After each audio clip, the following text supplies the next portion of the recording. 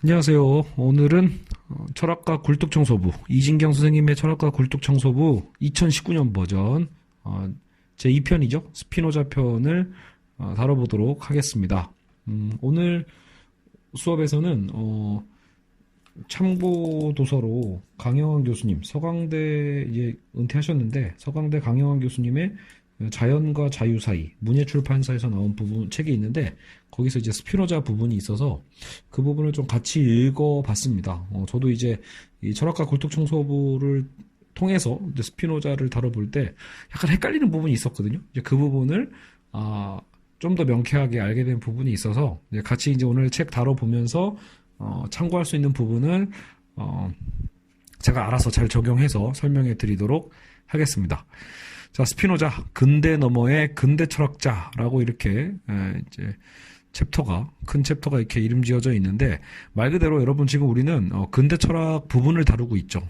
이제 이 책은 추후에 구조주의와 포스트 구조주의까지 해서 현대 철학까지 다루지만 이제 첫 부분이잖아요. 그래서 이제 데카르트가 이제 어쨌든 중세 넘어 이제 근대의 어떤 시작점을 알려줬다라면 시작점을 이제 열어젖혔다라면 스피노자는 사실 이제 비슷한 시점의 학자예요. 물론 이제 데카르트보다 좀 후대 사람이긴 한데 어쨌든 그 100년 단위로 봤을 때는 이제 같은 이제 어떤 시작점이 되거든요. 그런데 이 스피노자는 같은 합리론 혹은 이성론 철학으로 들어감에도 불구하고 오늘 이 수업을 통해서 보시면 알겠지만 데카르트와 굉장히 다른 또 다른 어떤 근대 너머의 기획을 하고 있습니다. 그러니까 분명히 과학을 중시하고 이성, 본유관념 우리 지난 시간에 배웠잖아요. 그러니까 어떤 본유관념의 틀 자체를 되게 중시한다는 점에서는 분명 근대 철학자가 맞는데 주체와 대상의 관계, 인간이 어떻게 그 대상을 인식할 수 있는가에 대한 어떤 그런 데카르트의 그 난점들, 어려웠던 부분들을 스피노자는 전혀 다른 방식으로 넘어서 버립니다. 그런 의미에서 우리는 스피노자가 근대 철학자이면서도 근대 넘어 어떻게 보면 이미 현대 철학의 어떤 한 흐름을 꿰고 있었던 철학자라고도 볼 수 있습니다. 뭐 그건 어쨌든 결과적인 얘기고요. 일단 그 과정을 한번 이진경 선생님과 함께 살펴보도록 하겠습니다. 데카르트와 스피노자. 그래서 스피노자는 근대 철학을 통틀어서 가장 독특하고 변종 같은 철학을 세웠다라고도 실제로 이 책도 이렇게 시작을 하고 있습니다. 스피노자의 문제의식은 명시적으로 데카르트의 철학이 갖는 중요한 전제와 관련되어 있다. 이 두 철학자 간의 사고관계를 보여주기도 하는데 일단 여기서는 데카르트의 중요한 전제에 대한 스피노자의 비판을 살펴보자 라고 하면서 세 가지 측면으로 다시 나누어 봅니다. 자, 왜 세 가지 측면이죠? 우리가 이 철학과 굴뚝청소부를 다룰 때 가장 중요한 게 존재론과 그러니까 왜 존재하는가 그리고 어떻게 인식하는가 인식론 또 어떻게 살아야 되는가? 윤리학. 그래서 이 세 가지의 틀을 갖고 그리고 혹은 또 뭐죠? 마지막 진리. 그래서 진리가 어떻게 가능한가? 진리는 무엇인가? 진리를 어떻게 정의하는가? 뭐 이런 측면을 계속 검토하는 책이 이 철학과 굴뚝청소부입니다. 그래서 지난 시간에 데카르트는 이 중세의 어쨌든 신이 모든 것을 대신했던 존재론과 인식론과 윤리학에 대해서 데카르트 나름의 어떤 답변을 했죠. 그리고 거기서 가장 중요했던 건 물론 주체 철학이었고요. 근데 이 부분들은 뭐 스피노자의 지금 반박을 통해서 함께 다시 한번 상기해 보면서 다뤄보도록 하겠습니다. 자, 존재론. 데카르트는 어떻게 생각했죠? 신에게서 사고와 행동의 중심인 주체를 떼어냈죠. 그래서 주체는 불가피하게 대상 세계와도 분리되게 되는 문제가 있었다라고 했어요. 주체를 찾자마자 결국은 이 객체를 통해서 주체가 있으면 당연히 객체가 있기 때문에, 그죠? 주체는 무언가를 인식해야 되니까. 결국은 이 불가피하게 대상 세계와도 분리하게 됐다. 인간은 자연과도 분리하게 되었다라고 했는데, 데카르트가 주체라고 할 때 그것은 적극적 능동적인 것이었고, 자연의 다른 생물과는 다르게 사고하는 힘이 있다. 이성이죠, 이게. 그걸 이용해 자연 세계를 지배하는 힘을 갖고 있음을 뜻했다라고 봅니다. 반면 대상인 자연세계는 조용히 주체의 처분만 기다리고 정적이고 수동적인 게 되죠. 이게 이제 데카르트의 존재론이었어요. 그래서 이제 신을 대신해서 주체라는 이름표를 단 인간이 세계의 중심에 서게 되었다라고 보는 거예요. 그래서 이런 점에서 데카르트는 어떻게 보면 반자연주의라고 볼 수 있다는 거죠. 왜냐하면 자연을 결국은 정복하고 자연의 자연을 대상화하는 주체가 인간이기 때문에 이제 반자연주의라고 볼 수 있으니까 오늘날 생태론자나 환경주의자라면 굉장히 비판할 수 있는 그런 관점이 되겠죠. 그런데 이제 스피노자, 오늘 우리가 다뤄야 될 스피노자는 자연은 단지 수동적이고 그래서 지배되어야만 하는 대상이라고 보는 데카르트와 달리 스피노자는 자연 자체가 수동적이기도 하지만 또 동시에 능동적이고 활기 있는 것임을 주장하려고 했습니다. 그러니까 양면성이 있다라는 거예요. 그래서 자연을 단순히 어떤 죽어있는 수동성만으로 본 게 아니라 분명히 능동적이고 활기 있는 것으로 다시 보았다. 그래서 이것을 스피노자가 과연 어떻게 볼 것인지 이거를 좀 이따 다뤄볼 거예요. 자, 그리고 이제 주체가 분리된 대상을 어떻게 인식하는가에 대한 인식론이 있었죠. 그 인식의 문제에 대해서 나름대로 이제 과학주의가 등장을 하고 그 부분에 있어서는 이제 스피노자도 어떻게 이제 이 문제를 해결해야 될까, 어떻게 주체가 대상을 정확하게 인식할 수 있는지에 대한 문제를 해결할 수 있을까라고 하는데 정작 스피노자는 데카르트의 우리 그 심신이원론 다뤄봤잖아요. 그러니까 어쨌든 데카르트는 두 개의 실체를 다뤘는데 전혀 다른 방식으로 오히려 정신과 대상이라고 하는 것은 그저 어떤 유일 실체의 속성으로 그냥 드러나는 거에 불과하기 때문에 그죠? 그래서 어떤 면에서는 전혀 다른 방식으로 데카르트와 사유하게 됩니다. 양자는 단일한 실체의 속성일 뿐이기 때문에 애초부터 일치할 수밖에 없다라는 게 이 스피노자의 생각입니다. 어떤 판단이 올바른지 아닌지를 알려면 진리를 미리 갖고 있어야 된다는 어떤 역설적인 주장까지도 하게 되죠. 그래서 어떤 진리에 대한 관점에서도 스피노자는 굉장히 독특하게, 예를 들어 이제 어떻게 하면 우리는 진리에 도달할 수 있는가에 대한 고민을 다른 근대 철학자들이 한다라면 스피노자는 진리는 이미 우리에게 탑재되어 있다. 진리는 이미 우리에게 그런 기준으로서 존재한다라고 보고, 게다가 주체와 대상이었던 관계조차도 분리되는 게 아니라 처음부터 애초부터 일치하고 있었다. 이런 관점을 갖고 있습니다. 일단 우리는 지금 결론부터 듣고 있는 거거든요. 약간 이것도 의아하죠. 완전히 어떻게 이렇게 데카르트와는 다르게 할 수 있을까? 자, 그리고 윤리학 부분도 제가 이제 그 정경관 교수님 책에서 이제 욕망 특집을 하면서 다루는 부분이 특히 이런 윤리학일 거란 말이에요. 그래서 물론 이 윤리학은 데카르트나 스피노자가 다루는 윤리학이라는 게 지금 현재 우리가 사용하는 그 윤리라는 그 단위보다는 훨씬 더 범위가 넓게 생각하시면 됩니다. 윤리학이라는 게. 그래서 도덕에 대한 사고뿐만이 아니라 육체적, 정신적 존재로서 인간에 대한 이론을 다 포함하고 있어요. 보통 이제 이게 그 스피노자의 주저인 에티카, 그러니까 실제로 주저 자체가 에티카니까 그 윤리학을 얘기하고 있거든요. 그래서 스피노자의 이 에티카를 보시면 정말로 윤리에 대한 얘기를 하지 않고요. 처음에 신에 대한 얘기부터 합니다. 그러니까 존재론적인 얘기부터 먼저 시작을 하거든요. 그래서 사실은 이 스피노자의 기획 자체가 중점은 윤리가 맞아요. 본인이 그러니까 그 책에 윤리학이라고 썼겠죠. 그래서 존재론과 인식론에 대한 부분은 어찌 보면 스피노자가 그 윤리학을 확인하기 위해서 그 윤리학을 어쨌든 본인의 어떤 방식으로 어쨌든 그 정확하게 어떤 그 뭐라고 할까요? 본인의 어떤 이론을 정확하게 어쨌든 그 제시하기 위한 과정으로서 존재론과 인식론을 오히려 다뤘다고 봐도 됩니다. 그래서 결국은 스피노자에게 가장 중요한 부분이 윤리학입니다. 데카르트 같은 경우에는 그 인간의 이러한 어떤 그 정념론이라고 했잖아요. 인간의 어떤 육체의 어떤 이런 정념 같은 것들을 이성에 의해서 억제하고 통제해야 된다고 봤거든요. 근데 이제 스피노자 같은 경우에는 감정이나 욕망, 정념 등을 이성에 의해 억제하고 억압하는 건 현실적이지 않을 뿐만 아니라 옳은 것도 아니라고 본다. 오히려 스피노자는 인간이 자연과 다른 어떠한 것이 아니라 자연의 일부임을 분명히 합니다. 그래서 인간은 그 존재론적으로도 자연과 다른 게 아니라 자연 자체의 일부로 이미 보고 있기 때문에, 그래서 기존의 어떤 데카르트가 얘기했던 억압해야 되는 어떤 그런 윤리학적 개념이 아니라 오히려 이 인간의 욕망을 어떤 식으로 표출해 가야 되는지, 욕망 자체에 대한 정의도 다르고, 그래서 그 부분에 대한 우리의 윤리학적 접근도 상당히 다르다는 점을 우리가 염두에 두시면서 오늘 수업을 들어주시면 되겠습니다. 자, 그러면 이제 다시 처음으로 돌아가서 이제 존재론부터 다시 한번 다뤄보죠. 스피노자는 데카르트와 달리, 데카르트는 반자연주의라고 했잖아요. 스피노자는 그래서 자연주의자라고 보시면 됩니다. 그래서 스피노자의 철학은 실체와 양태라는 두 개념을 일단은 정리할 수 있습니다. 자, 실체와 양태. 여기서 이제 실체란 단어는 데카르트를 다룰 때도 우리가 다뤘잖아요. 그래서 사유와 이제 연장, 즉 어떤 공간을 차지하고 있는 어떤 대상, 그런 것들을 두 개의 실체로 나눴다라면 스피노자도 이 실체에 대한 개념을 다루고 있지만 스피노자 철학의 핵심은 이 실체와 양태로 일단 구분을 해야 됩니다.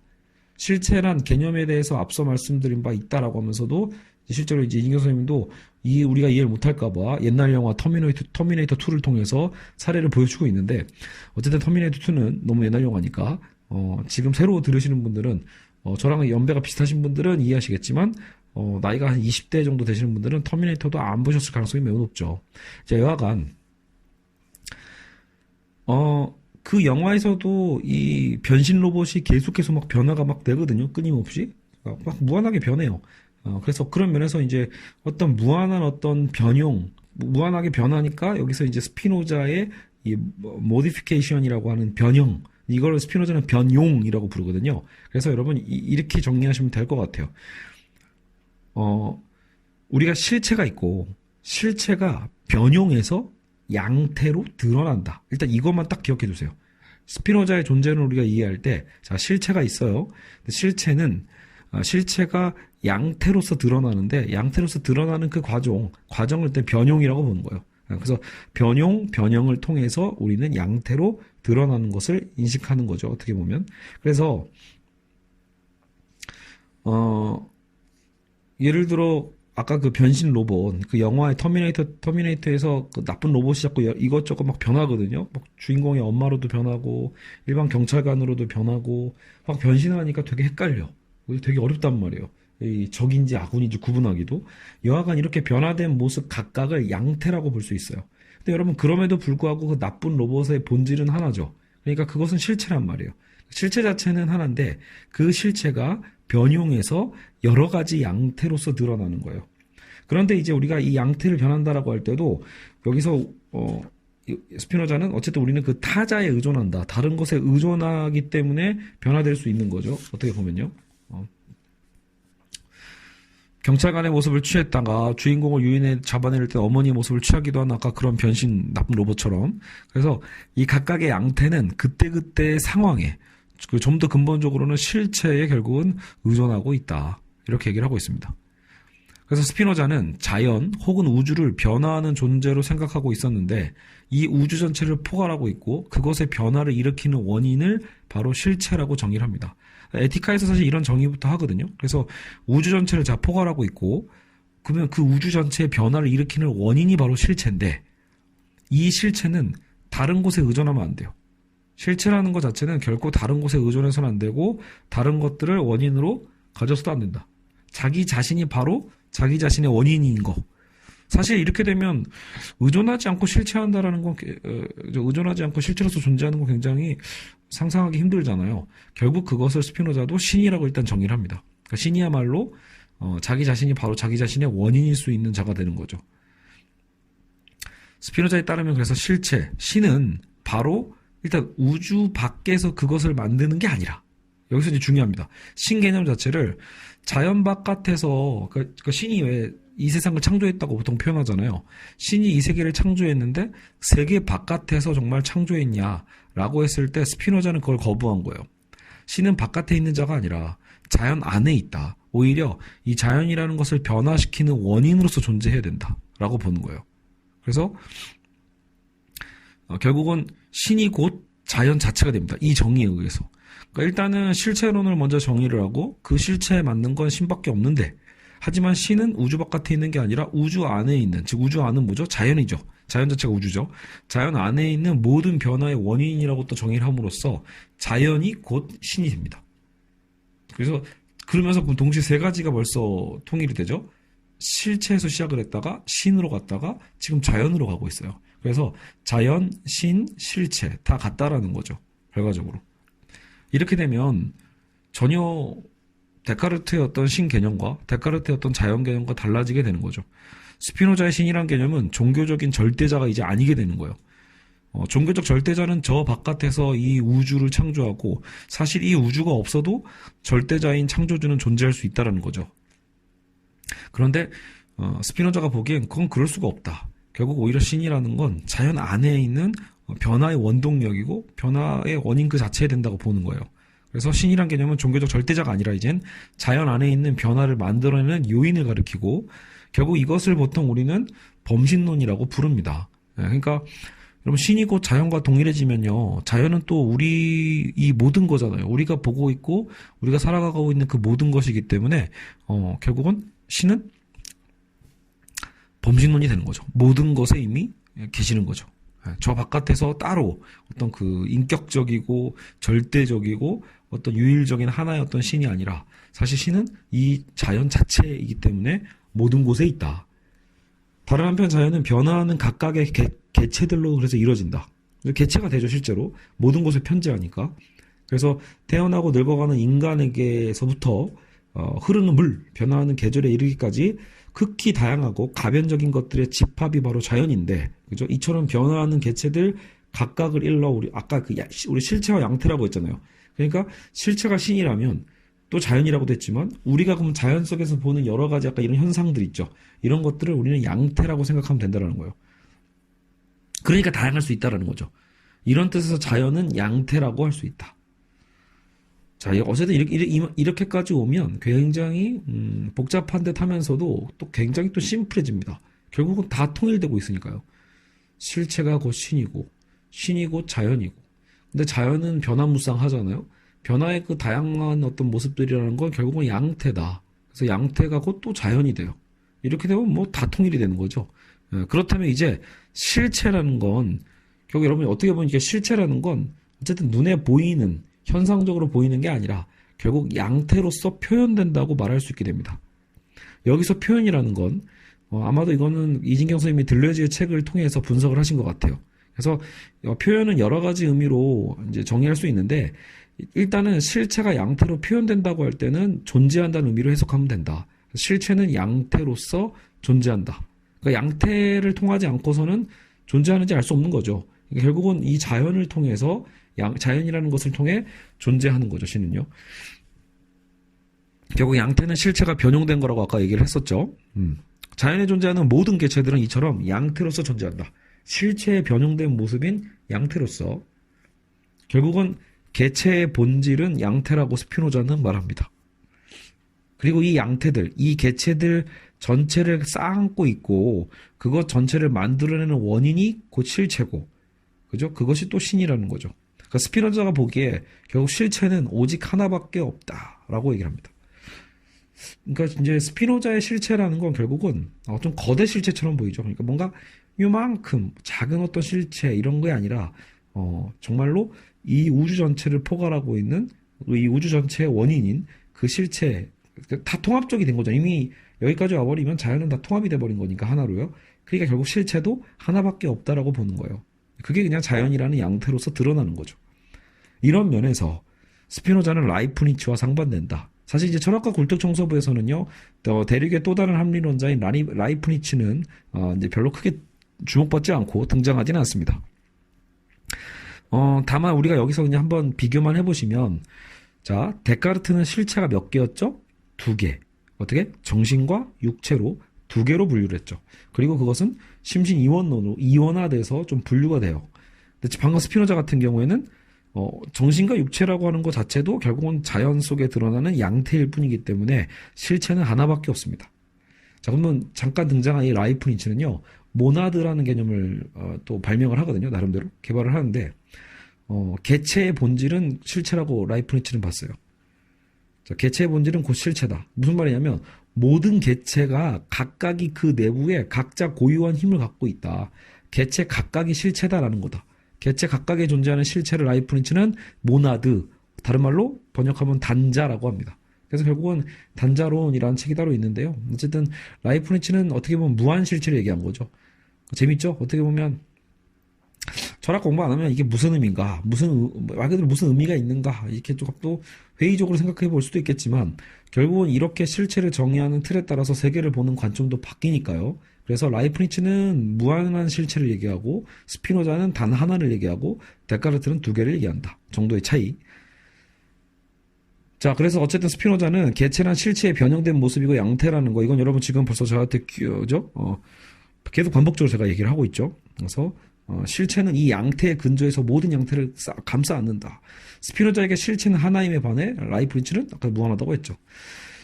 실체는 자기 원인이고 그 자체의 원인에 의해 존재한다고 스피노자는 얘기를 했는데, 실체는 자연 안에 있는 무언가를 스스로 만들어내는 힘을 가리킬 따름입니다. 아까도 얘기했지만 실체라는 건 눈에 막 보이는 게 아니잖아요. 결국은 보이는 건 양태로서 보이는 거고, 그것을 움직이는 원인이 실체니까. 그러니까 무언가를 스스로 만들어내는 힘. 자, 여기서 힘이 중요합니다. 스피노자한테는요. 이 힘을 잘 이해해야 우리 나중에 또 니체를 이해할 때도 도움을 받죠. 연결이 되거든요. 어쨌든 무언가 만들어내는 힘을 가리킨다. 다른 말로 하면 자연 안에 생산적인 힘. 그게 바로 실체다. 자연은 이 생산적인 힘으로 가득 차 있다. 그러니까 자연은, 자, 이렇게 되면 벌써 데카르트의 자연과 많이 달라요. 데카르트의 자연은 기계론적 자연관이거든요.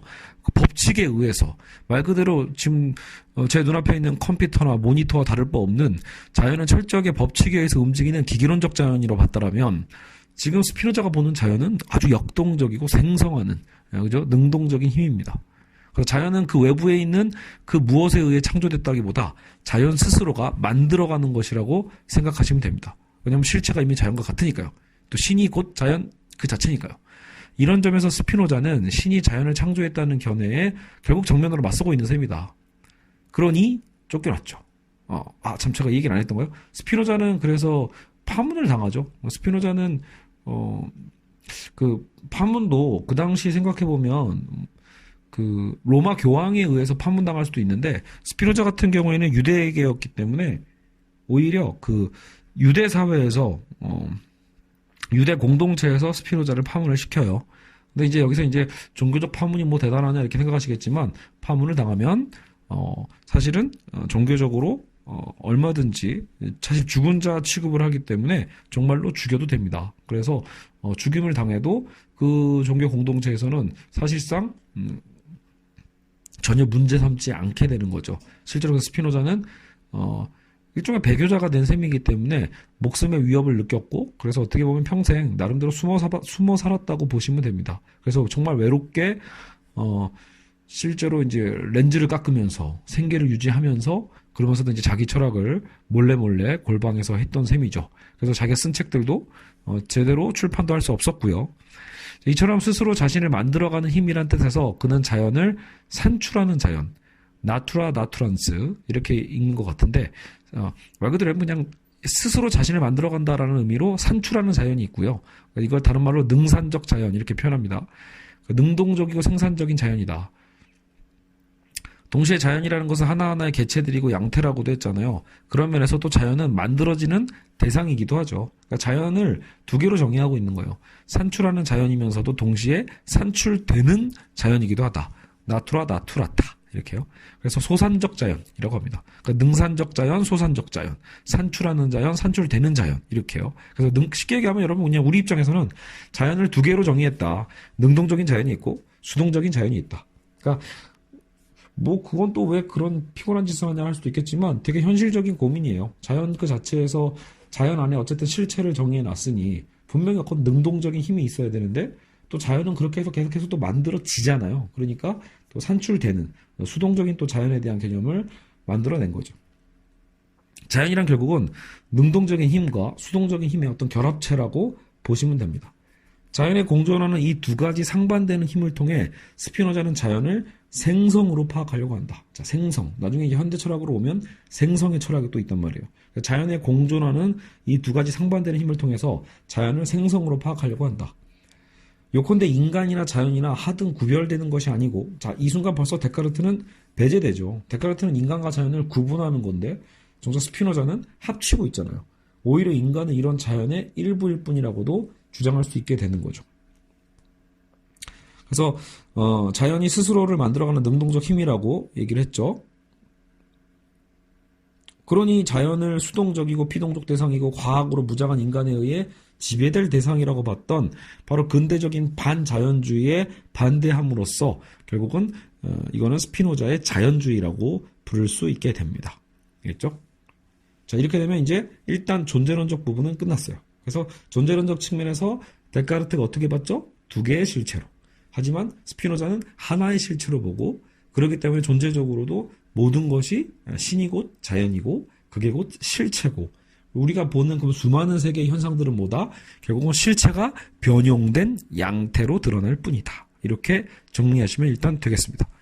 자, 그리고 이제 인식론적인 측면으로 가보죠. 진리에 대한 문제겠죠. 그래서 스피노자 약간 논의는 실체와 속성이라는 개념으로 요약할 수 있다. 자, 데카르트는 두 개의 실체를 가정하면 독립적인 두 개의 실체가 서로 일치할 수 있는지 없는지를 확인할 수 없다는 것을 잘 알고 있었고, 그래서 사유와 연장, 물질과 정신이라는 것이 이제 실체의 속성이라고 표현을 했죠. 다시 말하면 실체는 많은 속성을 갖고 있는데 그 중에 연장과 사유는 인간이 알고 있는 두 가지 속성이라고 볼 수 있어요. 자, 근데 사유와 연장이 실체의 속성이라면 스피노자가 신이라고 불렸던 실체는 기독교적 관념과는 달리 정신적 존재가 아니라 사유와 연장을 모두 갖고 있는 물질적 존재로 봐야 된다. 자, 그러니까 신이라고 불렸던 실체는 기독교적 관념에서는 어떤 정신적 존재처럼, 이거 보통 진짜 초월적이니까요. 형이상학적이고. 근데 스피노자에게 신이라는 건 사유와 연장을 모두 갖고 있는 오히려 물질적 존재가 되는다라는 거죠. 왜냐면 신은 곧 자연이니까. 따라서 신이란 영원하고 완전한, 그래서 오직 말씀으로만 존재하는 어떤 게 아니라 오히려 아까 그 존재론적으로 봤을 때 신은 자연이니까 공간 안에 자리를 잡고, 즉 연장을 가지고 있죠. 연장이란 게 뭐였죠? 공간을 차지한다라는 거잖아요. 연장을 가지고 있는 자연 그 자체다라고 볼 수 있다라는 거죠. 결국은 실체는 이 속성 등을 통해서 또 표현됩니다. 자, 아까 그 실체가 양태로 표현된다, 이거는 존재한다라는 의미로 해석하면 되는데, 실체는 이 속성 등을 통해 표현된다라는 건 인식된다라고 또 해석을 하면 됩니다. 그래서 사유와 연장, 이 두 가지 속성 모두 실체가 갖는 본질을 표현하기에 그것을 통해 우리는 실체를 인식할 수 있다. 이렇게 스피노자는 데카르트가 부닥쳤던 일치의 문제를 피해간다.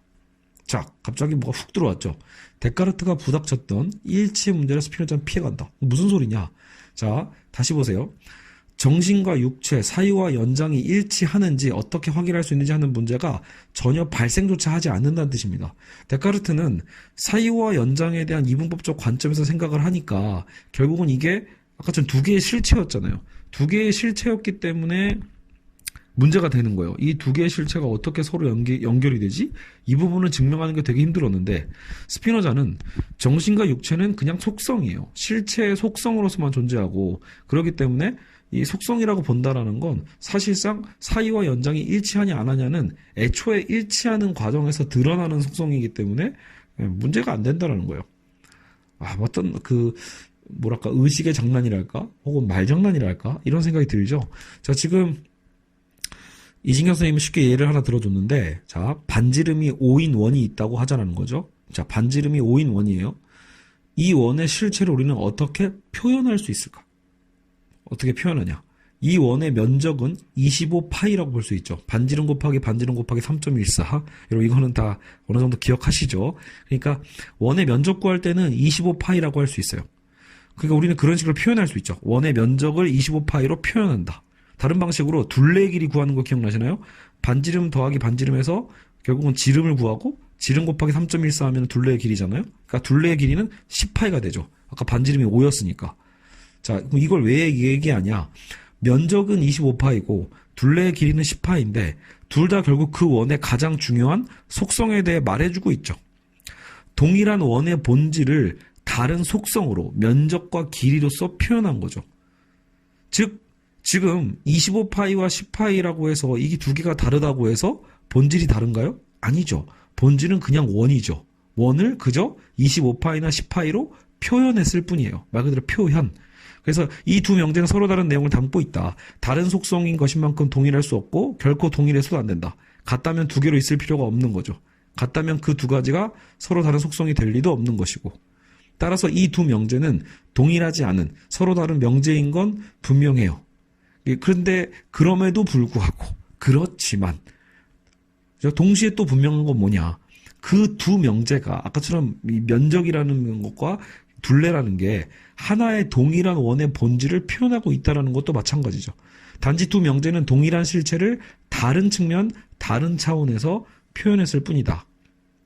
하나는 면적이라는 속성에서, 하나는 길이라는 측면에서. 자, 이 사례가 이해가 가셨죠? 그러니까 결국은 스피노자에게는 데카르트가 고민했던 사유와 연장 같은 문제는 발생하지도 않는다. 그것은 그냥 실체의 속성일 뿐이다라고 치부하면 그만이다라는 거예요. 알겠죠? 그래서 스피노자에겐 고민할 문제가 아니게 되면서 데카르트의 가장 그 골치 아픈 문제를 이렇게 쓱 피해가게 됩니다. 자, 그래서 개라는 개념은 짓지 않는다라는 얘기가 또 나와요. 유명한 말은 이런 맥락에서 쉽게 이해할 수 있다. 연장이라는 측면에서 본 개. 자, 연장이라는 측면에서 본 개는 현실적인 개예요. 정말 우리 존재하고 있는 개. 예를 들어 저희 집 강아지. 근데 사유라는 측면에서 본 개. 그거는 뭐죠? 말 그대로 내가 머릿속으로 사유하는 개라는 그 개념이죠. 그러니까 이 두 가지는 현실적인 개와 개라는 개념은 우리가 원의 면적과 길이에서 보았듯이 다른 거다. 개는 짓지만 개라는 개념은 그래서 짓지 않는다는 말을 쓰는 거예요. 알겠죠? 현실의 개는 저렇게 짓고 있지만 내 머릿속의 개라는 개념은 짓지 않는다. 그만큼 이거는 이원화되어 있는 거예요. 그럼에도 불구하고 그 양자가 다르다고 해서 서로 아무 상관없는 것이라고 할 사람은 없다라는 거죠. 근본에선 결국 일치한다. 개라는 동물에 결합되어 있는 질서와 개라는 개념에 요약되어 있는 질서는 일치한다라고 보는 거죠. 양자 모두 동일한 실체를 그냥 표현하고 있다. 스피노자가 진리란 당연히 도달하는 것으로 간주하는 극히 낙관적 생각을 갖고 있었다라고 보죠. 그러니까 데카르트에게 진리라는 건 참 도달하기 힘든 어떤 그 저 높은 목적지라면 스피노자에게 진리라는 건 그냥 당연히 도달할 수밖에 없는 것으로 되게 낙관적으로 생각했다라는 거예요. 사실 이 낙관적이라고 생각했다는 표현이 딱 맞는 것 같아요. 그러니까 남들은 되게 심각하게 생각하는 걸 스피노자는 그게 뭐 원래 있는 거 아니야? 이렇게 생각하고 있으니까 말이죠. 자, 그래서 중요한 명제가 하나 더 나오는데 에티카의 2부에서 진리가 진리와 허위의 기준이 된다라고도 얘기를 합니다. 그런 정리를 제출하는데, 자, 빛이 빛과 어둠의 기준이라는 말을 스피노자는 합니다. 그러니까 빛과 어둠은 빛이 있다 없다라는 식으로 구별되지 빛과 어둠 외부에 있는 제3자에 의해서 구별되는 건 아니라는 거예요. 우리가 그 지난 시간에 데카르트 얘기하면서 또 철학과 굴뚝청소부 그 사례까지 얘기하면서 굴뚝청소부 사례죠. 결국은 우리가 대상을 인식하려면 이자 간의 관계는 안 되고 제3자가 있어야 돼 이렇게 생각했잖아요. 근데 이제 스피노자는 어떻게 보면 그걸 반박하고 있는 거죠. 야, 뭐 빛이 있다 없다라는 것을 그냥 그 자체로 빛을 통해서 우리는 구분할 수 있는 거지 뭐 제3자가 필요하냐라고 보는 거예요. 마찬가지로 무엇이 있다 없다 역시 존재가 부재함으로써 정의되는 거다. 존재와 무의 기준은 존재가 되는 거다. 이러한 의미에서 진리가 진리 자체의 기준이 된다라는 거죠. 굳이 진리를 다른 곳에서 자꾸 무슨 제3자에서 꺼내오려고 하지 말고 사실 우리 안에 이미 그 진리의 기준이 있다라고 보는 거예요. 자, 여기서도 이진경 선생님도 다시 한번 사례를 드는데 앞에서 우리가 거울 얘기를 했었잖아요. 거울에 비친 모습을 보면 그걸 자기 얼굴이라고 생각한다고 말이죠. 그때 하나의 질문을 던졌죠. 그게 내 얼굴인지 어떻게 우리는 확신할 수 있냐. 그걸 확신하려면 제3자가 필요하지 않냐. 이런 식으로 얘기를 했잖아요. 근데 스피노자식으로 생각한다면 오히려 거울 속에 비친 내가 나인지 아닌지에 대한 그런 판단조차 하려면 그런 고민조차 하려면 이미 내 얼굴에 대해 알고 있어야 된다라는 거예요. 그래서 얼굴에 대해서 전혀 모른다라면 의미 없는 얘기가 되고 이미 우리는 어떻게 보면 내 얼굴에 대해서 알고 있다고 볼 수 있는 거죠. 다른 사례를 볼까요? 존 레논은 위대한 예술가다 라는 또 판단을 하려면 기본적으로 이걸 막 싸워. 존 레논이 대체 뭐지? 막 싸우는데 우린 이미 위대한 예술가가 뭔지 알고 있기 때문에 싸운다라는 거예요. 그러니까 기준이 이미 우리 안에 있다라는 거죠. 훌륭한 음악가란 어떤 사람이라는 기준을 우리는 미리 갖고 있어야 되지 그걸 논쟁하면서 갖는 게 아니라는 거예요. 저 창밖에 있는 나무가 말 그대로 포퓰러 나무인지 벚꽃나무인지 알려면 역시 포퓰러 나무가 무엇인지를 우리가 이미 알고 있어야 되는 것처럼 말이죠. 자, 이렇게 사례를 듣다 보면 진짜 또 그럴싸하죠. 진리는 대상을 인식해서 얻는 거라고 생각한다면 따라서 진리라는 기준이 이미 먼저 있는 게 아니라고 한다면 진리를 보증하는 문제가 당장 발생하죠. 데카르트처럼. 그러면 사실상 순환 논리로 빠지게 된다고 보는 거예요. 무한하게. 그러니까 당장 우리가 여러 개의 돌 가운데 진짜 보석을 가려내자라고 할 때도 예를 들어 여러분 진짜 보석이 6개 중에 하나인가 있다고 칩시다.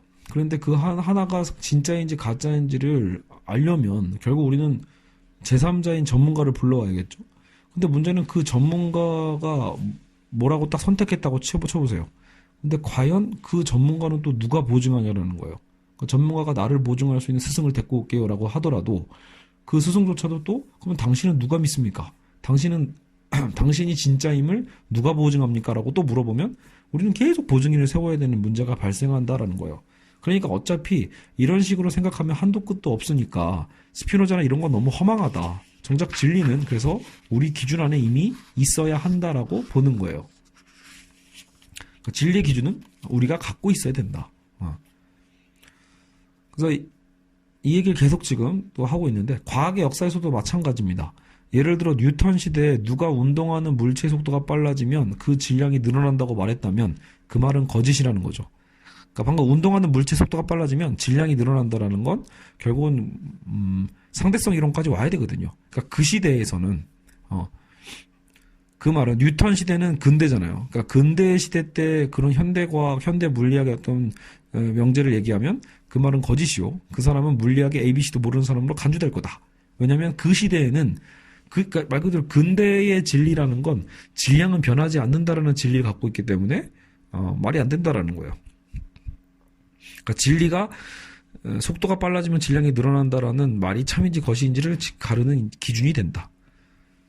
자, 어떻게 보면 근데 여기까지 왔을 때 결국은 진리 기준에 대한 그 얘기를 스피노자가 하고 있는 셈이고 역으로 얘기하면 이 진리는 참 유동성이 있는 진리이기도 할 거예요. 결국은 그 시대와 지금 시대에 대한 진리의 기준이 다르니까요. 여하간 스피노자의 주장은 데카르트의 문제는 애초부터 피해갈 수 있다라는 게 지금 이 얘기의 포인트입니다. 문제조차 제기되지 않는다. 스피노자에게는. 그러니까 근대적인 문제 설정을 애초에 좀 벗어나고 있다고도 볼 수 있는 거예요.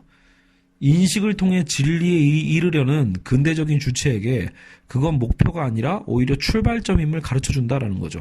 아까 했던 얘기가 똑같습니다. 계속 그러니까 데카르트는 저렇게 힘들게 해서 가려고 하는 그곳인데 언젠가 도달하고 싶은 그곳이라면 스피노자에게는 야 그거는 도착지가 아니라 출발점이었잖아. 왜 그걸 모르니? 라고 오히려 무한하게 만드는 셈이죠.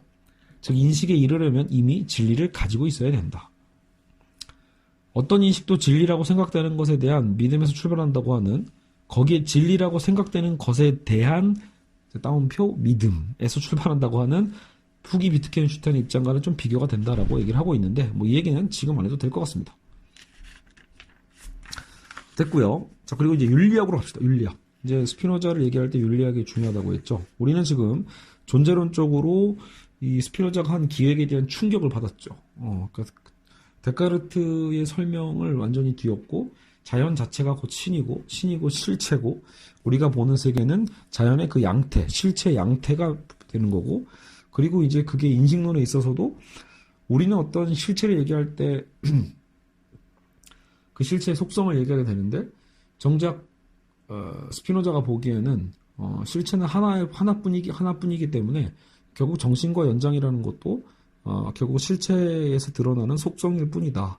그렇기 때문에 이건 애초에 분리가 되지 않았고 분리되지 않는 문제에 대해서 굳이 이 두 실체가 어떻게 연결되는 거지? 이 고민을 할 필요조차가 발생하지 않는다라는 거죠. 게다가 진리에 대해서도 자기 안에 이미 그 진리를 갖고 있다. 진리 기준은 본인 안에 있다. 그죠? 이미 시작점 안에 있다라고 보는 거죠. 자, 근데 이제 이게 아마 이 책에서도 그렇게까지 엄밀하게 나오는 것 같지는 않은데 아까도 얘기했지만 이런 근대 기획에서 벗어난다고 했잖아요. 근대 문제 설정에서 벗어나는 인식론의 방법인 것 같아요. 스피노자가 얘기하고 있는 것들이 아까 그 근대 물리학과 현대 물리학의 어떤 그 진리 기준의 차이에서도 보는 것처럼 사실 이미 근대 철학자들이 추구했던 건 그러니까 데카르트 같은 사람들은 영원한 어떤 진리를 추구한 거잖아요. 그러니까 영원히 변하지 않는 확실한 어떤 답, 정답을 찾기 위한 싸움인데 이 스피노자가 보고 있는 이 관점 자체가요. 사실 벌써 되게 현대 사상적인 거예요. 그러니까요. 근대의 틀 안에서 보는 진리와 현대의 틀에서 어떤 보는 이미 있었던 그 진리의 기준 이렇게 보는 거니까 이건 마치 토마스 쿤의 패러다임처럼 그 시대의 어떤 패러다임에 이 진리 기준이 변하는 것과도 되게 연결이 되거든요. 어떻게 보면 그래서 이미 근대에서 얘기하는 이 진리의 문제 설정 자체와 좀 다르기 때문에 이 스피노자의 주장을 그 선상에서 이해해야 납득이 될 것 같습니다. 자, 무의식의 윤리학. 자, 윤리학은 윤리학인데 무의식의 윤리학이 나왔어요. 무의식하면 우리가 또 떠오르는 게 나중에는 뭐 이제 프로이트가 떠오르겠지만 결국은 어떻게 보면 스피노자 때부터 벌써 무의식에 대한 개념이 있었다라고 볼 수 있네요. 자, 스피노자 윤리학을 보시면 스피노자에게 결국은 이제 윤리학이라는 건 인간의 문제를 다루는 건데 어떻게 작동해서 어떻게 대상을 파악하고 어떻게 오류를 범하고 인간이요 어떻게 감정을 갖거나 감정에 매이게 되는지 또 어떻게 욕망하는 것이 생겨나는지 그렇죠? 이런 것들에 대해서 대체 인간은 어떻게 살아야 되는지 연구하고 싶었던 거죠. 그리고 진정으로 어떻게 보면 인간이 그 영원한 가장 즐거운 행복, 영원한 기쁨을 누릴 수 있는 것인지 거기에 대해서 스피노자는 고민을 합니다. 그러니까 여기서 근데 오해하면 안 되는 게 나중에 우리가 이제 행복에 대한 얘기를 이제 정의란 무엇인가 이런 거에서 보면 보통 이렇게 행복, 쾌락과 연결을 해가지고 벤담의 어떤 공리주의를 생각하는데 스피노자는 인간이 어떻게 하면 영원히 무한히 행복할 수 있을까, 무한한 기쁨을 누릴 수 있을까라고 할 때 이미 그런 명예나 물질이나 그런 부분에 대해서는 충분히 고민을 해요. 분명히 여러분 어때요? 명예나 물질 기쁘잖아요. 근데 그럼에도 불구하고 이런 명예 물질이랑 뭐 하나 더 있었는데 헷갈리네요. 여하튼 그런 것들은 결국은 우리가 그 영혼은 어떤 신에 대한 어떤 인식에서 얻는 그 기쁨보다 못하다라고 해서 결국은 일단 배제를 하거든요. 결국 스피노자의 윤리학에서의 핵심은 어찌 보면 나중에 우리가 그 신즉 자연이라고 했잖아요. 결국은 그런 영원한 어떤 신에 대한 어떤 것을 인식하는 거. 어떻게 우리가 이성을 통해서 그것도 이 과정이 중요해요.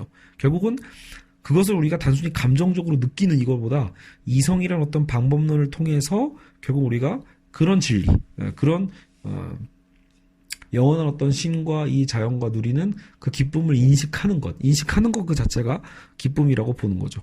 그렇기 때문에 단순히 어떤 물질과 명예욕에 대한 것을 얘기하려고 하는 건 아닙니다. 알겠죠? 자, 그래서 지금 제가 약간 왜 버벅댔냐면 지금 제가 한 얘기는 이 철학과 굴뚝성서부에 나온 게 아니라 그 자연과 자유 사이에서 이제 제가 확인했던 내용들이거든요. 자, 그래서 인간은 기본적으로 육체와 영혼으로 나누어지고 이 양자는 서로 합일적이라고 일단은 스피노자는 윤리학에서 얘기를 합니다. 육체 영혼이 나눠지고 있다는 것 자체는 스피노자 얘기는 하는 거죠. 아까도 했죠. 그건 속성이니까 어차피 나눠져도 서로 합일적이다. 육체는 라틴어로 코르푸스, 영혼은 멘스라고 하는데 굳이 갑자기 어원을 왜 얘기하냐라고 하겠지만 중요한 건 이 코르푸스라는 거란 육체 자체를 일종의 힘이라고 이제 할 수 있다라는 거죠. 힘. 아까 힘을 되게 강조했잖아요. 그러니까 육체와 정신을 모두 힘으로 정의하고 있다. 에티카를 보면. 그래서 이 힘을 가장 중요한 원리로 설정하고 있다. 그리고 이제 아까 들레주식의 어떤 표현의 개념을 또 얘기한다면 실체가 자신을 양태들로 표현한다고 할 때 이 표현한다는 여기서 활동과 산출을 또 얘기합니다. 아까 처음에는 표현한다가 존재한다 였다. 두 번째는 인식한다 였다가 지금은 이제 또 활동한다, 산출한다가 되죠. 굉장히 다방면으로 이 표현한다라는 말을 쓰고 있습니다. 실체가 자신을 양태들로 표현한다. 스피노자가 윤리학을 연구하는 기본 원리는 육체는 정신과 합일적이다라는 일단 명제입니다. 육체는 정신과 합일적이다. 데카르트는 뭐였죠? 구분되고 그래서 정신이 육체를 다스리는 거였죠. 근데 이제 스피노자는 그렇지 않다라는 거예요. 육체와 정신의 결합체로서 인간에게는 양자를 합일시키려는 그래서 코나투스라는 게 있다. 자, 다시 볼게요. 다시. 육체와 정신의 결합체로서 인간에게는 항상 이런 정신과 육체의 일치를 추구하는, 통일을 시키려고 하는 그 힘이 있다라는 거예요. 쉽게 얘기해서. 어떤 상태를 지속하려는 그 힘, 이것을 코나투스라고 하죠. 그래서 이것도 이 용어 자체는 스피노자의 용어라고 보시면 됩니다. 이 힘은 인간에게만이 아니라 실체의 양태인 모든 것들, 즉 모든 개체와 자연에 다 있다라고 얘기를 하죠. 다만 여하튼 그 코나투스라는 그 힘이 인간에게 가장 강하다고 보고 있어요. 육체와 영혼을 일치시키려는 힘이 즉 코나투스가 인간에게 있는데 자, 얘가 중요합니다. 내가 넥타이를 메고 강단에 섰을 때, 운동화를 신고 공을 하나 들고 운동장에 있을 때, 정신적인 아까 힘을 맨스라고 했었는데 이 정신적 힘은 달라진다라는 거죠. 마찬가지로 정시에 출근해 공장에서 기계에 맞춰 일을 하는 사람과 유치원에서 아이를 가르치는 사람의 멘탈리티도 역시 달라지죠. 그렇죠? 그러니까 우리가 처해 있는 그 상황에 따라서 우리의 정신적 힘은 당연히 달라집니다. 세팅이 바뀌는 거죠. 저도 마찬가지예요. 제가 지금 집에 오늘 일요일 저녁이거든요. 주말 저녁에 지금 가족들과 함께 있을 때에 지금 그 위치에서의 제 정신적인 힘과 지금 이제 어쨌든 아이들을 재우고 다시 사무실이 좀 가깝습니다. 사무실에 다시 나와서 이렇게 다시 강의 녹음을 하고 있는 저의 이 정신적 힘은 아예 다르죠. 또 제가 실제로 또 학생들과 만나서 수업할 때의 정신적 힘은 또 달라지죠. 이런 것 같죠. 이처럼 정신적 힘은 육체가 어떤 상태에 있느냐에 따라 그에 맞추어서 변하는 거다. 혹은 또 반대로 정신적 또 상태에 따라서 육체가 맞춰서 변하는 경우도 있다라는 거예요. 결국 이건 상호성을 강조하고 있는 거죠. 정신과 육체의 어떤 상호적 관계. 그죠? 그래서 정신적 힘이 육체적인 상태에 따라서 바뀔 수도 있고 정신적 상태에 따라서도 육체가 바뀔 수도 있는 이처럼 육체와 정신을 합일시키고 일치시키는 그런 힘. 근데 이 힘을 무의식적이라고 지금 정의하고 있는 거예요. 눈에 보이는 어떤 가시적인 힘이 아니라 그죠? 그건 가시적으로 보이는 힘이라면 여러분 뭐겠어요? 그건 뭐 물리학적으로 계산이 되겠죠. 근데 그게 아니라 이 코나투스는 그래서 육체와 정신을 합일시키고 일치시키는 무의식적인 힘이다라고 우리가 알아두시면 될 것 같습니다. 그리고 우리가 마치 그 동양에서도 기라는 거 있잖아요. 마치 그런 것처럼 왠지 믿어지는 부분이 있죠. 이 코나투스라는 얘기를 들을 때 마냥 허황되지는 않거든요. 뭔가 우리가 이렇게 육체와 정신을 합일시키려고 하는 그 의지와 힘이 있는 것 같은데 약간 이런 느낌이 있잖아요. 코나투스가 정신과 관련되면 그래서 이 무의식적인 힘인 코나투스가 정신과만 관련이 되면 보통 우리는 의지라고 부르는 거고 그렇죠? 그러니까 우리가 부르는 의지에도 이미 코나투스가 적용되는 거죠. 근데 육체와 정신에게 동시에 연관될 때 그때 우리는 그것을 욕망이라고 부른다는 거죠. 그래서 지금 스피노자는 그렇게 정의를 하고 있는 겁니다. 우리가 보통 의지라고 부르는 건 코나투스가 정신과 연관됐을 때 얘기하는 거고 육체까지 포함했을 때 육체 정신을 다 같이 동시에 포함할 때는 그때 그게 욕망이다. 그렇죠? 그래서 욕망은 철저하게 정신과 육체적인 성향을 다 갖고 있죠. 여기서도 이렇게 나오네요. 욕망이라면 얼른 떠오르는 건 성욕, 식욕인데 일단 육체를 어떤 상태로 지속시키려는 욕구 이러한 육체 욕구에 따라서 정신적으로 성욕이나 식욕을 채우려는 힘이 발생한다. 이처럼 육체와 정신을 합일시키려는 힘을 중심으로 스피노자는 윤리학의 문제를 연구한다라는 거죠. 여기서도 기 얘기가 나오네요. 코나투스 개념은 동양 철학에서 말하는 기란 개념을 서양 철학의 언어로 이해하는데 가장 근사적인 것이 아닌가라고 얘기를 하고 있습니다. 따라서 데카르트라면 당연히 이성의 통제 아래 두려고 할 이 욕망이 스피노자에게는 바로 인간의 본질을 이루게 된다. 그래서 이 욕망 자체가 스피노자에게는 인간의 본질이다. 그렇기 때문에 당연히 해서는 안 되는 거죠. 어떻게 보면. 그러니까 윤리학에서도 크게 달라지는 거예요. 데카르트와 달리. 데카르트는 철저하게 그냥 굉장히 딱딱한 인간이죠. 어떻게 보면. 이성의 통제 아래만 두려고 했으니까요. 하지만 스피노자는 이런 면에서 스피노자의 인간미가 있는 것 같아요. 여러분 생각해보면 누가 이성의 틀 속에서만 이성의 어떤 쾌감만으로 살아가려고 하겠어요. 우리가 삶을 살아갈 때 사실 이런 우리 육체성과 포함된 정신적인 쾌락 이런 것들이 당연히 중요하잖아요. 그렇기 때문에 이 스피노자의 이런 분석은 상당히 또 납득이 됩니다. 욕망이 스피노자에게는 바로 인간의 본질이고 육체와 정신을 합일시키려고는 힘으로써 코나투스가 인간의 본질이라고 말하는 셈이니 말입니다. 스피노자는 데카르트처럼 그것을 억누르거나 통제하려고 하지 않았다. 그렇죠? 이건 뭐 아까 했던 얘기고요. 혹은 억제하거나 통제하려는 건 소용없는 짓일 수도 있다라고도 우리는 생각해 볼 수 있고 이 부분은 나중에 프로이트의 정신분석에 가면 더더욱이 납득이 되죠. 오히려 강한 억제와 통제는 오히려 어떤 무의식적인 억압을 통해서 나중에 이것이 되려 다른 방식으로 왜곡되이 표출되는 문제들이 있죠. 자, 한편 스피노자는 이 욕망이라는 것이 타자에 또 의존한다고 말합니다. 타자의 의존. 왜냐하면 욕망 역시 하나의 결국 양태다. 자, 양태가 또 나오네요. 그래서 욕망 역시 하나의 양태로서 타자에 의존하는 것이기 때문입니다. 좀 더 정확하게 말하면 유한 양태라는 개념을 사용해야 된다. 스피노자에게 유한하다는 것은 다른 것에 의존한다는 것과 동일하다. 그러니까 유한하다는 것 자체가 결국은 독립적으로 존재할 수 없다는 얘기죠. 유한하면 결국 우리는 다른 것에 의존할 수밖에 없고, 그것이 그렇기 때문에 유한 양태다라고 표현하는 거예요. 모든 건 양태로 드러나니까요.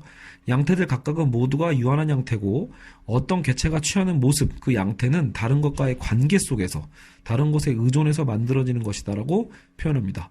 자, 이렇게 되면 여기 나왔나요? 그 문제가? 그러니까 왜 데카르트의 문제에서 유아론적인 문제도 있었잖아요. 독단론의 문제. 그런 측면처럼 스피노자 같은 경우는 이미 되게 관계적 인간을 얘기하고 있죠. 결국은 우리가 유한 양태인 만큼 다른 것과 의존할 수밖에 없고, 결국은 인간과의 관계 속에서 인간의 욕망이 만들어진다라고 보고 있습니다. 인간의 욕망이 이처럼 타자와의 관계 속에서 만들어진다는 말은 인간의 욕망이 변화될 수도 있다는 거고. 자, 여기가 되게 중요합니다. 제가 보기엔 오늘 스피노자 편에서 가장 저도 마음에 든 부분이 이거예요. 사실상 저는 신과 인간이 다 자연이 같고 이렇게까지 생각하지는 않거든요. 근데 여기서 이 부분은 되게 매력적이에요. 이 스피노자의 윤리학에서 가장 매력적인 부분인데, 자, 지금도 얘기했지만 인간의 욕망은 다른 인간과의 특정 관계에 있어서 만들어진다라고 얘기하는데, 자, 그럼 이 얘기를 지금 왜 했냐? 인간의 욕망이 변할 수 있다라는 거죠. 관계가 바뀌면 욕망도 변할 수 있다는 거예요.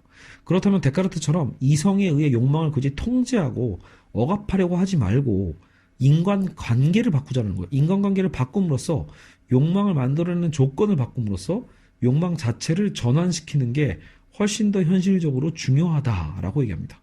마냥 억제하려고 하는 게 아니라 이 인간관계를 바꿈으로써 욕망을 만들어내는 조건이 그럼 바뀌는 거죠. 욕망 자체가 전환된다라는 거죠.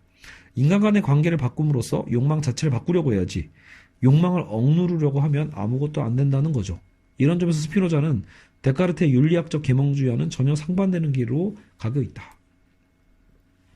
이상과 같은 의미를 종합해 볼 때 스피노자의 고나투스란 일종의 무의식이라고 할 수 있고, 아까 무의식적인 힘이라고 했으니까요. 정신 육체의 합일 속에서 파악된 새로운 무의식 개념으로 이해하고 싶다. 이거는 이제 이진경 선생님의 이제 의견이에요. 그러니까 이걸 그렇다고 마냥 이 정신분석의 대충 그 무의식적 개념으로 보지 말고, 오히려 이것은 일종의 육체와도 포함이 되니까 어떤 생체 무의식이라고 보자. 그 프로이트가 말하는 그냥 그런 무의식이 아니라 일종의 생체 무의식이라고 말하고 싶다. 이렇게 이진경 선생님은 일단은 개인적 분석을 합니다. 우리는 꿈에 대한 스피노자의 이야기도 이해할 수 있을 겁니다. 그에 따르면 내가 꿈을 꾼다는 건 내 의식과는 무관하게 내 육체와 정신의 상태 속에서 나오는 것이고, 내가 그것을 의식하지 못한다고 하더라도 그것은 내 안에서 작동한다. 이러한 것들이 이후 프로이트의 이론에서 매우 중요한 역할을 하게 된다는 건 되게 다 알고 있을 거다. 이렇게요. 스피노자의 윤리학은 무의식적 개념에 의해 인간의 행동과 정서, 욕망과 정신 등을 사고로 했던 결코 근대적이지 않았던 사고였다고 볼 수 있다. 결국은 스피노자 윤리학을 통해서 우리는 벌써 굉장히 현대적인 사유들을 미리 경험하게 될 수 있다는 거예요. 자, 스피노자의 탈근대적인 이탈. 자, 이제 거의 마무리로 접어듭니다. 이상에서 본 것처럼 스피노자는 데카르트의 영향 아래 철학적 사고를 시작했지만 데카르트가 열었던 근대적 문제 설정에서 크게 벗어나고 말았죠. 데카르트가 명시적으로 보여주었던 과학에 대한 신뢰 뒤편에 자리 잡고 있었던 근대적인 반자연주의에 대해 스피노자는 명확하게 반대의 깃발을 내걸었다. 자, 여러분 여기서 오해하시면 안 되는 게, 그래서 과학을 반대한 거냐, 자연주의로 가면 과학을 무시하는 거냐, 그건 아닙니다. 그럼 스피노자의 되게 독특성이 뭐냐면, 그러니까 사실 이 철학과 굴뚝 수업에서는 잘 안 나와 있어서 좀 헷갈리고, 약간 보니까 강혜환 교수님 책과도 충돌되는 부분이 좀 있어요. 근데 어떤 부분이냐면 바로 그 욕망에 대한 부분이기도 하거든요. 스피노자는 물론 욕망을 중시했다라는 거는 맞습니다. 하지만 우리가 욕망을 정의할 때 좀 조심해야 되는 게, 그 스피노자의 또 에티카 안에는 그 정념에 대한, 그렇다고 아까 그 데카르트가 눌러야 된다고 얘기했던 그 정념에 대한 부분을 욕망과 다 똑같이 보지 않았더라고요. 무슨 말이냐면, 아까도 했지만 우리가 명예욕 같은 거 있잖아요. 우리의 무력 같은 거. 그러니까 이런 거 그 자체를 그 자체로서 그냥 막 추구하고 욕망하는 그 형태 자체를 그 스피노자가 마냥 긍정한 건 아니라는 거예요. 스피노자가 긍정한 욕망이라는 거 그 자체가 어떻게 보면 이미 자연 속에 있는 신이고, 그죠? 그리고 그 무한한 어떤 그 실체인 신이 자연 안에서 다 드러나 있기 때문에 우리는 오히려 그러한 인식을 하면서 살아가는 게 중요하다고 본 거예요. 우리가 어떻게 행동하면서 살아가야 할까라고 할 때 말이죠. 어떻게 하면 나의 힘을 가장 충만하게 유지할 수 있을까? 이런 개념 속에서 말이죠.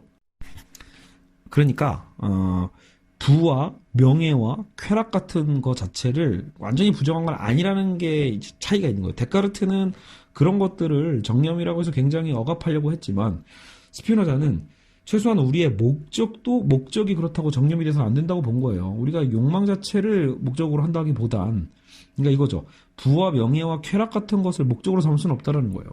오히려 우리가 선한 일을 위한 수단으로서 추구될 때는 문제가 없지만 말이죠. 그래서 스피노자는 그런 부, 명예 철학의 세속적 가치는 비판을 하고요. 오히려 스피노자의 고민은 인간은 어떻게 하면 구원받을 수 있을까에 대한 고민을 그도 했고, 다만 그 구원이 이제 기존 그 전통적인 기독교와는 다른 거죠. 절대적 신이 아니니까요. 그래서 스피노자가 중시했던 건 어떻게 하면 자기 보존을 꾀하는 그 노력, 이 노력이 욕망인 거예요. 여러분, 우리 자기 보존이 뭐예요? 자기 보존을 한다. 그런 경향이고 그런 욕구. 나를 보존하기 위한 그 노력과 욕구가 중요한데 그거 자체를 긍정했다고 보면 됩니다. 근데 여기서 이 자기 보존에 대한 욕구 자체에 있어서 문제는 나를 보존하기 위해서 나에게 가장 유익한 걸 우린 따져야 되는데, 그죠? 나에게 가장 유익한 걸 하는 것이 나에게 가장 나를 보존하는 방법이잖아요. 근데 나에게 가장 유익한 게 바로 그 신에 대한 지식이라는 거예요. 어떻게 보면. 근데 그 신은 이미 어떻게 보면 자연에 대한 지식이기도 하잖아요. 그렇게 연결이 되는 거죠. 이해 가셨나요? 그래서 결국은 스피노자가 추구했던 것은 어찌 보면 그렇게까지 자꾸 끊기네요. 예, 그렇게까지 그러니까 단순히 어떤 감성과 정념에 막 치우치는 어떤 그런 삶을 얘기하는 건 아니라는 거예요. 그래서 스피노자는 분명히 근대 철학자가 맞다. 왜냐하면 보통 여러분 우리가 보통 신에 대한 사랑, 아까 자기 보존을 위한 그리고 자기 보존을 위한 그 삶에서 가장 중요한 게 자기의 유익이고, 근데 자기에게 가장 유익이 되는 건 아까도 했지만 명예나 쾌락이나 물질이 아니란 말이에요. 명예, 쾌락, 물질을 추구하는 삶이 아니라 결국은 영원한 그 신에 대한 사랑. 근데 그 신은 또 자연이잖아요. 그러니까 그 자연에 대한 인식인 거죠. 그러니까 그런 인식과 깨달음 그 자체를 추구해가는 삶이 가장 우리 인간에게 행복한 삶이라고 봤다라는 거예요. 그러니까 결국 그가 추구하고자 하는 윤리라는 건 바로 그것을 향해 가는 거라고 볼 수 있죠. 근데 그 과정에서 필요한 게 보다 이성적인 인식과 직관적인 인식 같은 게 중요하다라는 거예요. 알겠죠? 그래서 보통은 여러분 왜 그 불교나 아니면 뭐 여러 가지 어떤 그 참선을 중시한 어떤 이런 선사들을 보면 사실 비슷하잖아요, 여러분. 그 영원한 어떤 신에 대한 사랑을 내가 추구하겠다. 그렇게 살아가는 게 가장 우리의 목적이다라고 할 때 보통 여러분 이런 목적을 잡으면 어떻게 해요? 실제로 삶에 실천을 하죠. 행동을 하고.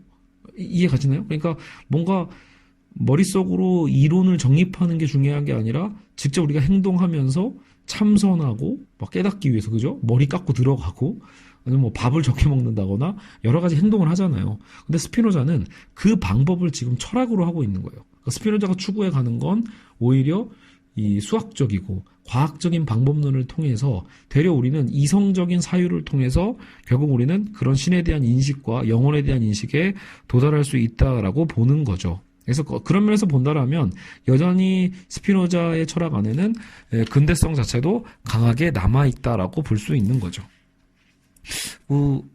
문득 근데 이런 스피노자의 방법론을 보면 나중에 마르크스가 그래서 왜 세계를 변화시키기 위한 어떤 그런 행동적인 실천 철학을 하게 되는 그 이유를 또 이해도 할 수 있을 것 같습니다. 사실 이제 과연 스피노자가 얘기하고 있는 방법만으로 과연 우리가 그것을 진정한 윤리라고 할 수 있는가? 진정한 액션, 진정한 행동이고 진정한 변화를 일으킬 수 있는가라고 보면은 어찌 보면은 굉장히 그냥 특이한 방법이 아닐까, 혹은 되게 허망한 방법이 아닐까도 비판해 볼 수 있을 것 같아요. 알겠죠? 그래서 스피노자의 방법론 자체는 충분히 근대적이고 그리고 과학과 수학을 굉장히 활용하고 있다라는 점에서 혹은 그리고 생각해 보세요. 여러분 지금 스피노자가 얘기하고 있는 주장하고 있는 그 모든 것들이 본유관념에서 나오는 거죠. 어떻게 보면 이성에서 나오는 거지 경험적으로 알 수 있는 게 아니잖아요. 지금 경험적으로 신은 저 바깥에 있는 게 아니라 우리 안에 있는 거야라고 주장하는 그 근거가 뭐예요? 경험적 근거는 아니에요. 결국은 이성에 대한 얘기죠. 그렇죠? 그 출발 자체가 이성적이다라는 것을 잊지 마십시오. 이 데카르트와 오늘의 이 차이 때문에 워낙 다르잖아요. 존재론적으로 다르고 이 인식론에서도 다르고 윤리학에서 다 다르니까 오히려 나중에는 이게 헷갈려지게 되는 거죠. 우리가 나중에 이제 곧 경험론을 배우게 될 텐데 사실 대륙의 합리론과 영국의 경험론도 굉장히 대비적인데 정작 이 합리론 안에서 스피노자와 데카르트가 이렇게 대비적으로 이제 나와버리면 나중에 우리도 혼동이 될 수 있어요. 저도 한참 그것 때문에 헷갈렸거든요. 그래서 이렇게 한번 이해하시면 된다. 저도 버벅버벅 됐지만 그 이유는 지금 이 철학과 굴뚝청소부에서 나온 내용이 아니라 이제 아까도 얘기했지만 다른 책 강혜원 교수님의 책을 참고하다 보니까 약간 또 표현에서는 약간 좀 충돌되는 부분들이 있어요. 지금 이 두 책이요. 그럼에도 대충 제가 아까 말씀드린 것처럼 종합해 볼 수 있을 것 같다라는 거죠. 자, 그리고 물론 지금 정리하고 있는 과정이었는데 이것 때문에 더 복잡해졌나 봐요. 어쨌든 인식적으로 봤을 때 그래서 이제 주체 대상의 일치라는 문제 자체를 스피노자는 피해갈 수 있고 인식이 진리를 제공하리라는 근대 철학적 신념과 달리 차라리 진리가 인식 앞에 있다. 이미 진리가 주어져 있다라는 개념. 그것도 살펴봤죠. 그리고 이제 코나투스, 육체적 힘과 정신적 힘을 통일시키는 코나투스라는 건 무의식적인 어떤 힘이다. 이 무의식적 힘과 인간의 삶과 욕망을 윤리학의 문제로 파악한다. 그래서 아까도 얘기했지만 사실은 인간을 보존시키고자 하는 힘이라고 했잖아요. 그 보존하는 힘. 근데 그 보존하는 거에 있어서 가장 중요한 게 최고의 어떤 나의 이익인데 나에게 유익되는 것이 무엇인가? 결국 그 부분은 결국은 다시 존재론적으로 돌아가는 거죠.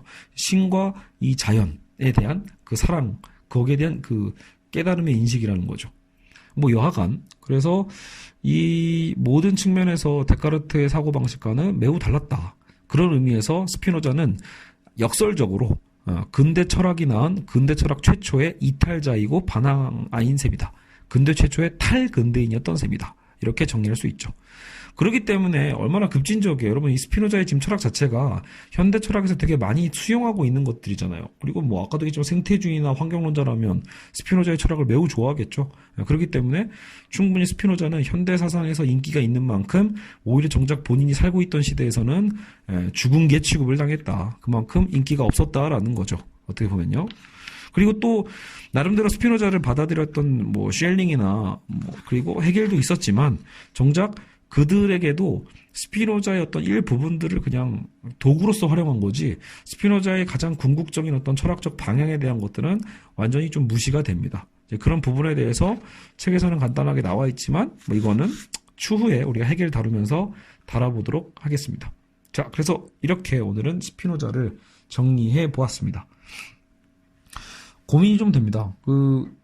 예전에 했던 과연 그 강의보다 더 정말 진화한 건지 최근에 다시 한번 들어보긴 했는데 그러니까 지금 제가 이제 철학과 굴뚝청소부는 어떤 제가 한번 정리를 서머리를 하고 그 서머리를 통해서 깔끔하게 제가 이제 뭐 읽거나 이거를 조금 변형만 주는 방식으로 하는 게 아니라 제가 책을 워낙 그래도 많이 보긴 했기 때문에 이 책에 있는 밑줄을 읽어가면서 이제 체크를 해보는 거거든요. 그러다 보니까 또 많이 이제 흐름 자체는 많이 끊기고 버벅대는 문제가 있더라고요. 이런 것들이 여러분들은 참 불편하기도 하겠다. 또 게다가 지금 뭐 여러분이 참고할 수 있는 어떤 그죠? 뭐 PPT나 어떤 이런 것들이 있으면 더 좋은데 그것도 한번 고민을 해보겠습니다. 제가 요즘 이걸 이제 팟캐스트로도 올리지만 유튜브로도 올리고 있기 때문에 유튜브라는 또 플랫폼을 이용해 봤을 때 차라리 조금 편집에 고생만 좀 하면 그래도 중간중간이라도 어떤 도식을 좀 넣어볼 수도 있거든요. 이제 그런 고민을 좀 하고 있는데 어찌 될지 잘 모르겠습니다. 여하튼 일단은 스피노자 편은 이렇게 마무리를 하고요. 이제 다음 시간에는 이제 유명론과 경험주의 그래서 2부로 넘어가서 근대 철학의 동요와 의기를 다뤄보도록 하겠습니다. 이게 또 로크와 버클리 흉이 나오는데 이걸 또 몇 편에 걸쳐서 해야 될지는 좀 고민을 해볼게요. 저도 확신이 없네요. 어떻게 나눠야 될지요. 한 호흡으로 다 갈 수 있는 건지 아니면 2번 정도 끊어서 갈지 고민해 보겠습니다. 여러분 오늘도 고생하셨습니다.